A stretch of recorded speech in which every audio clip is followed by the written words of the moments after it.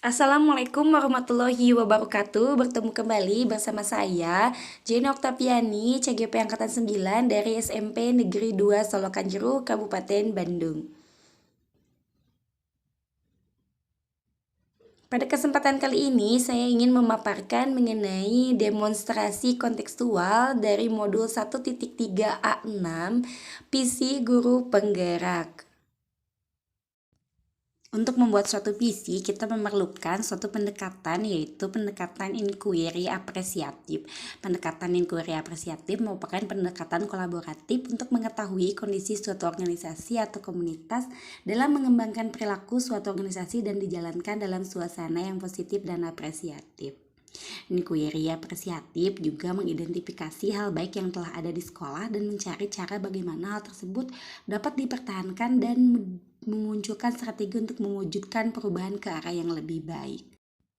Adapun metode yang dapat ditempuh untuk melakukan pendekatan inquiry apresiatif yaitu adalah dengan metode Bagja yang terdiri dari BAGJA. B. Buat pertanyaan utama berisi pertanyaan-pertanyaan untuk menentukan arah penelusuran. A. Untuk ambil pelajaran, memandu bagaimana pengalaman positif dari individu, kelompok, atau komunitas lain yang akan dijadikan pembelajaran.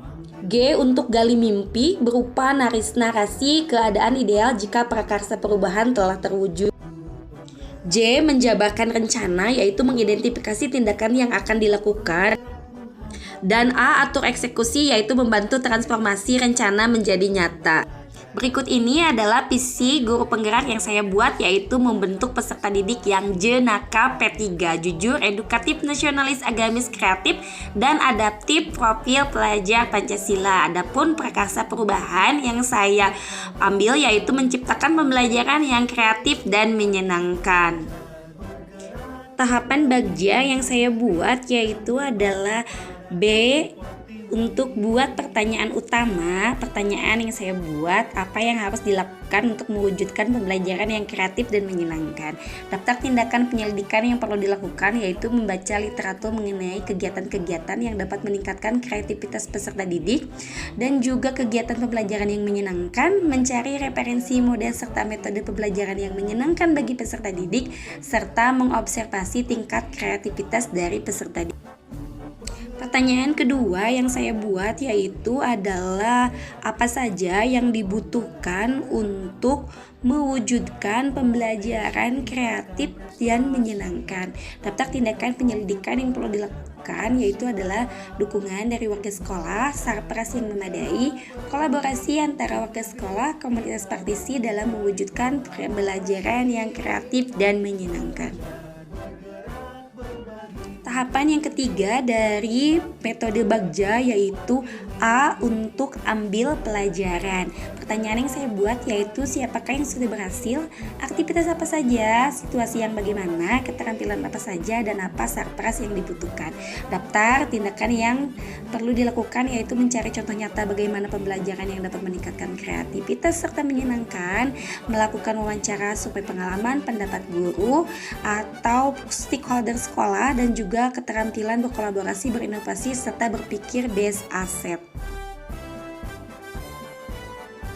Tahapan dari Bagja yang ketiga yaitu adalah G. Untuk gali mimpi. Adapun pertanyaan yang saya buat yaitu adalah apa saja kegiatan dan pembelajaran yang kreatif dan menyenangkan, bagaimana perasaan saya ketika melaksanakan pembelajaran tersebut, serta apa yang penting dilakukan supaya pembelajaran tersebut tetap terjaga pelaksanaannya. Adapun daftar tindakan atau penyelidikan yang perlu dilakukan yaitu melakukan pembelajaran kreatif dan menyenangkan dengan menerapkan model pembelajaran serta bermindset based asset, membuat media pembelajaran yang bervariatif dan juga interaktif, membuat asesmen pembelajaran, serta konsisten melakukan pembelajaran yang kreatif dan menyenangkan. Tahapan yang selanjutnya yaitu adalah J. Jabarkan rencana. Adapun pertanyaan yang saya buat yaitu bagaimana strategi untuk mewujudkan pembelajaran yang kreatif dan menyenangkan.